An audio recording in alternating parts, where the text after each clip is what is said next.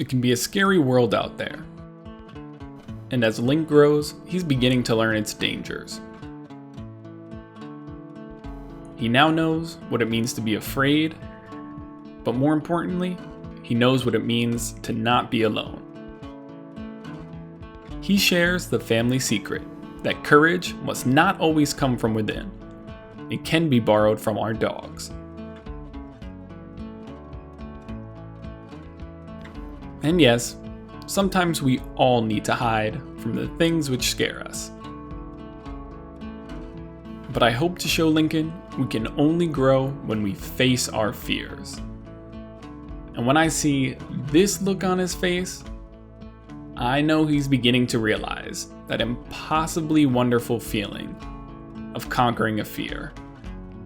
Falling and getting back up is not something I can explain to Lincoln, but it's certainly something we can show him. Link has spent so much time with Penny and Zero, both at home and in the world, that these two have become his familiar, whimsical, and wonderful touch points for how to approach new situations. And most importantly, for how to get knocked around and then shake things off. Their lesson for Lincoln is one of persistence. Keep digging. Keep hunting.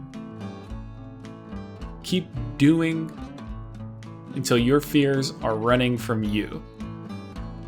Not because you're unafraid, but because you are filled with a wild love.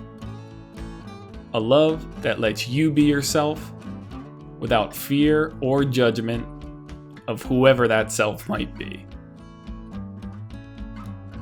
Our instinct as parents is to keep Lincoln safe, to save him from any potential danger or harm, to protect him from the roiling, uncertain, and unforgiving currents of life.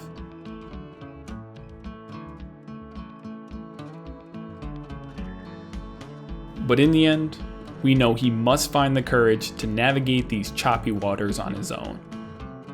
Maybe it's just my imagination, but in the right light, I seem to notice a ridge of hair running down Lincoln's head. A borrowed, wind-blown tuft of courage. One which allows a young boy in dinosaur pajamas and a spaceship jacket to step bravely into his fears. Mastering them, if only for a moment, because his dogs are there with him. And hey, if that comes at the cost of borrowed table manners, I think it's a pretty fair bargain.